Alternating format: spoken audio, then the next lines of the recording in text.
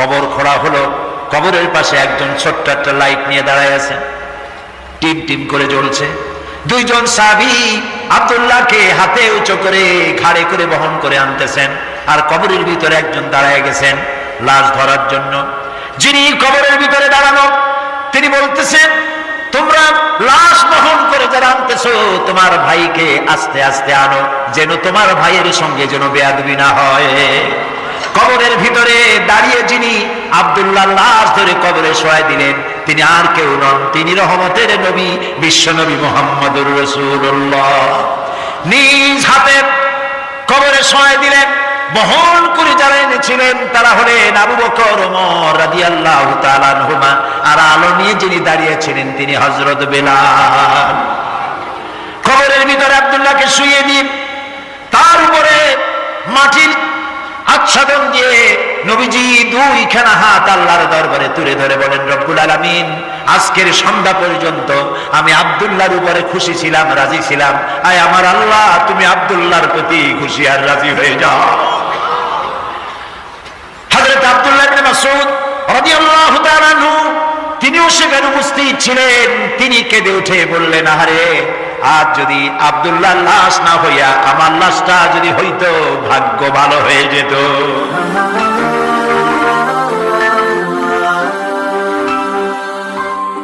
As-Sirat Islamic Media, the way to heaven. নবীর জন্য নবী করিম সাল্লাল্লাহু আলাইহি ওয়াসাল্লামের চেহারা, তার কথাবার্তা, তার ব্যবহার, পাগল হয়ে যায় মানুষ। সুবহানাল্লাহ।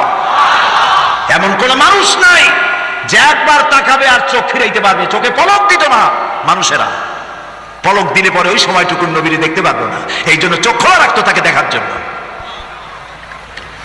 আব্দুল উজ্জা রাসূলের হিজরতের পর চাচার কাছে তিনি ছিলেন, গরিব মানুষ, গিয়ে বলছে, চাচা, মুহাম্মদ সাল্লাল্লাহু আলাইহি সাল্লাম যে আখিরি জামানার পয়গম্বর, আপনি কি বিশ্বাস করেন?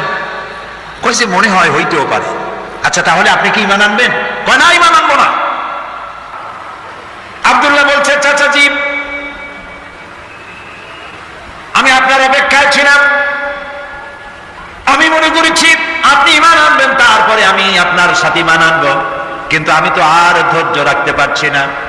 আমি যখন জানতে পারলাম আপনি ঈমান আনবেন না, আমি আপনাকে শুনাইয়া তাওহীদের কালেমার সাক্ষী দিতেছি, আল্লাহরে শুনাইয়া লা ইলাহা ইল্লাল্লাহু মুহাম্মাদুর রাসূলুল্লাহ। চাচা বলছে, আব্দুল উজ্জা, তুমি জানো এর পরিণতি কি? কয়, না, জানি না। এর পরিণতি হচ্ছে তোমার বাড়ি ঘর, উট, ছাগল, ভেড়া, দুম্বা যা আছে সব আমার দাও, এগুলিকে ছেড়ে দিতে হবে। তিনি বললেন, ছেড়ে দিলাম, সব ছেড়ে দিলাম। তোমার ঘর, এটাও আমার দেওয়া, এটাও বাদ দিলাম।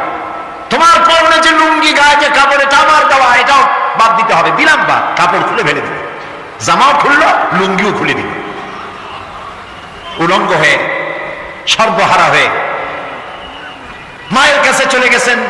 মা তার ভরা যুবক এই ছেলেকে উলঙ্গ দেখে দুই হাত দিয়ে চোখ ঠেসে ধরেছেন।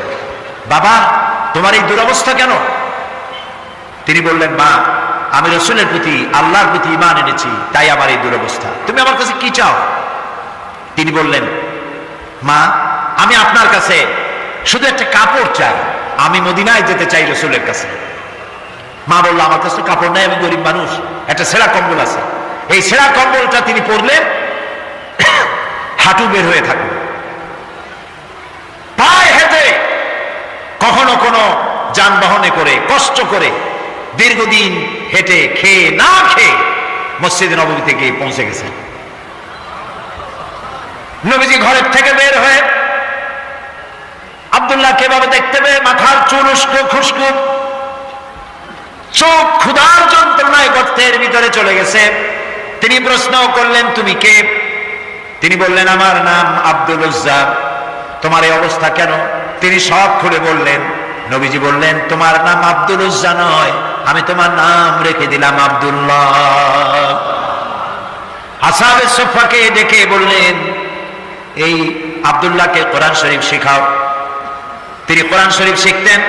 কোরআন শরীফ তেলাওয়াত করতে গিয়ে উচ্চ স্বরে তেলাওয়াত করতেন।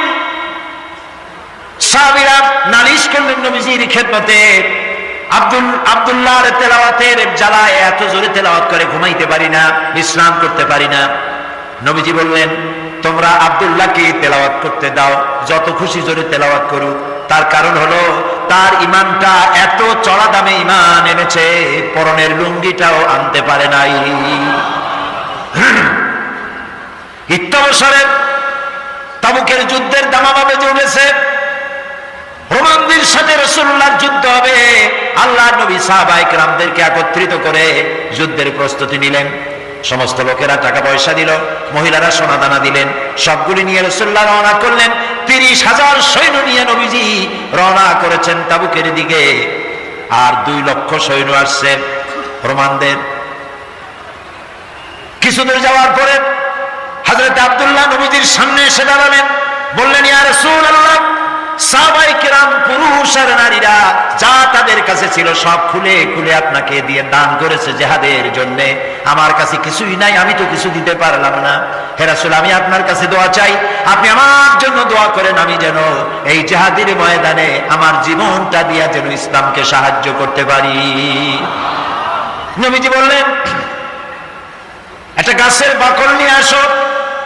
হযরত আব্দুল্লাহ গাছের বাকল নিয়ে আসলেন।